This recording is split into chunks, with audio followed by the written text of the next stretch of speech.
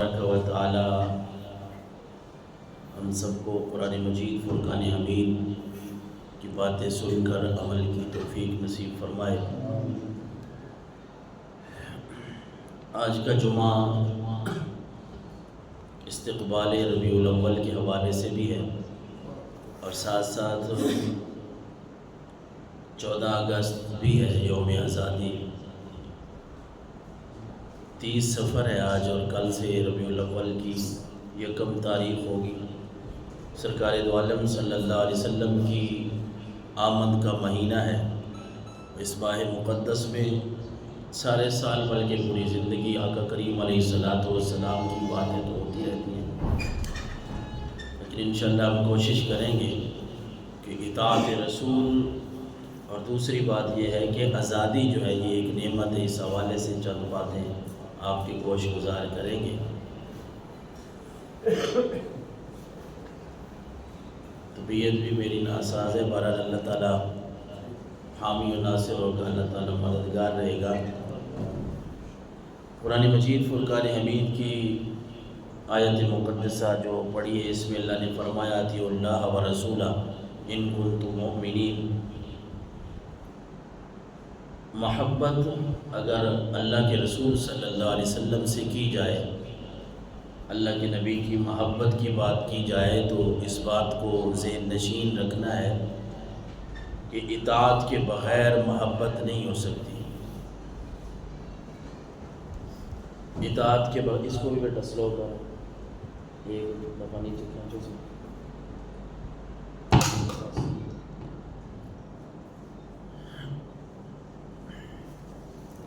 محبت کا دعویٰ بغیر اطاعت کے، اللہ کے نبی کی اگر اطاعت نہ کی جائے، فرما برداری نہ کی جائے،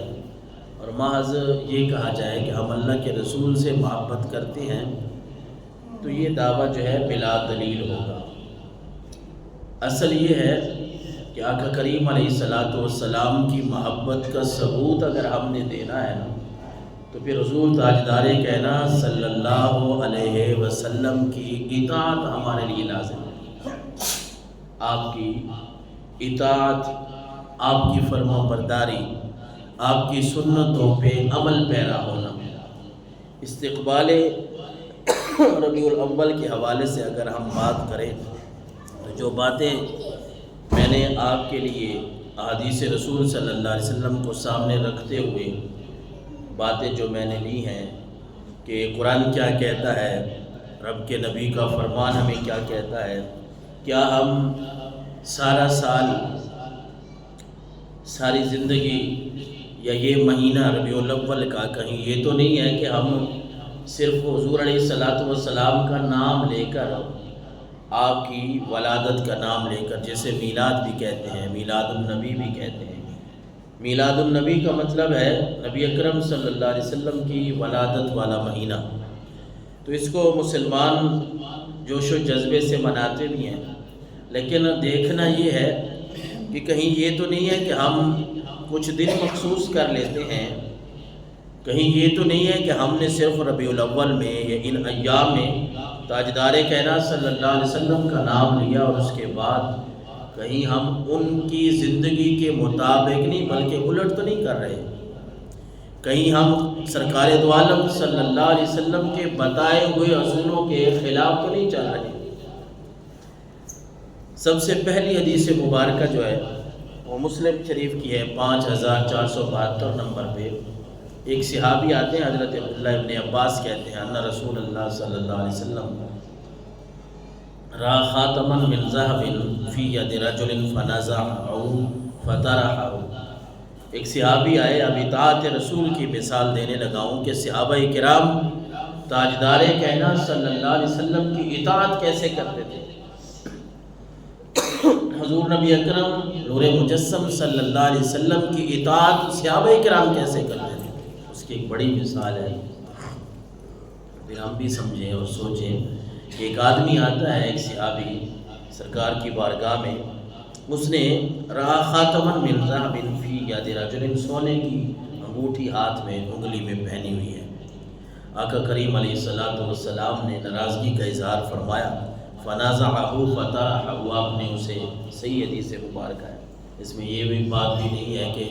آپ جب دیکھیں گے مسلم شریف کا یہ حوالہ 5472 نمبر پہ، یہ حدیث صحیح ہے، مثلا جو ضعیف کہتے ہیں وہ حدیث بھی نہیں ہے، بلکہ میں اکثر کوشش کرتا ہوں کہ صحیح احادیث مبارکہ ہی آپ کے سامنے رکھی جائے. اور یاد رکھیے گا، جس حدیث کو ضعیف کہا جاتا ہے نا، اس کا یہ مطلب نہیں ہوتا کہ وہ حدیث ہی نہیں ہے. وہ حدیث کی جو اصطلاحات ہیں، ضعیف حدیث جسے کہا جاتا ہے وہ بھی حدیث ہی ہوتی ہے، اس کا انکار نہیں کیا جا سکتا. تو یہ صحیح حدیث ہے. ایک آدمی آتا ہے، اس کے ہاتھ میں سونے کی انگوٹھی ہوتی ہے، تاجدار کائنات صلی اللہ علیہ وسلم کو بات ناگوار گزری، آپ نے وہ انگوٹھی اتاری، فطرحہ، اس کو پھینک دیا، اور آپ نے فرمایا وقال یحمد احدکم الی جمرۃ من نار فیجعلها فی یدی. تم میں سے میں کسی بندے کو دیکھتا ہوں، کسی کو، کہ وہ آگ کا انگارہ جو ہے وہ ہاتھ میں لے کے آ جاتا ہے. یعنی آپ کے فرمان کا مقصد یہ ہے کہ اگر سونے کی انگوٹھی پہنو گے تو یہ سمجھ لو کہ تم جہنم کی آگ کا انگارہ جو ہے وہ ہاتھ میں لے کے آئے ہو. کیونکہ اللہ کے نبی صلی اللہ علیہ وسلم نے اپنی امت کے مردوں کے لیے سونے کا پہننا جو ہے یہ حرام قرار دیا ہے. اور کئی مرتبہ میں یہ مسئلہ سمجھا چکا ہوں کہ بچہ جو ہے، لڑکا، اگر ہمارے گھر میں بچہ پیدا ہوا، وہ چاہے چھوٹا ہو بڑا ہو، کوشش کرنی چاہیے، یعنی چھوٹے بچے گناہوں سے پاک ہوتے ہیں، گناہوں سے وہ پاک ہوتے ہیں، انہیں نہیں پتہ، لیکن آقا کریم علیہ السلام کے فرمان کو سامنے رکھتے ہوئے چھوٹے بچوں کو بھی سونا نہیں پہنانا چاہیے. ہوتا ہے نا بعض اوقات کسی کا بیٹا لاڈلا ہے، بڑے عرصے بعد، بہنوں کے بعد ہوا، بڑے عرصے بعد اللہ نے اولاد عطا فرمائی ہے، تو خوشی کے بارے میں ہم سونے کی انگوٹھی پہنا دیتے ہیں، کوئی زنجیر پہنا دیتے ہیں. تو کوشش تو یہ کرنی چاہیے، چاہے وہ چھوٹا بھی ہے، اس کا گناہ ثواب سے کوئی تعلق نہیں، بچہ ابھی چھوٹا ہے، لیکن صحابہ کرام کے عمل کو جب دیکھتے ہیں تو پھر یہ بات سامنے آتی ہے، تو پھر ان باتوں سے احتراز کرنا چاہیے، بچنا چاہیے. اور بڑے آدمی یعنی جو بالغ ہے اس کو تو سونا پہننا، یہ اللہ نے فیصلہ فرما دیا ہے. ان الذین آمنوا وعملوا الصالحات لهم جنات تجری من تحتهم الانہار یحلون فیها من اساور من ذهب ویلبسون ثیابا خضرا من سندس واستبرق متکئین فیہا علی الارائک. اللہ نے فرمایا کہ جو لوگ نیک اعمال کرتے ہیں، ایمان لانے کے بعد اچھے اعمال کر کے میرے پاس آئیں گے، میں ان کو، رب فرماتا ہے جب میرے پاس آئیں گے نا تو میں وہاں ان کو سونے کے کنگن پہناؤں گا. دنیا میں اللہ اور اس کے رسول نے جس بات کو حرام قرار دیا کہ یہ کام نہ کرو، ہو سکتا ہے اس کی ایک خصوصیت چاہتا ہے کہ میرے بندے، میرے محبوب کے امتیوں میں سے جو مرد ہیں وہ سونا دنیا میں نہ پہنے، بلکہ جب اچھے اعمال کر کے میرے پاس جنت میں آئیں گے تو یہاں سونے کے کنگن میں پہناؤں گا.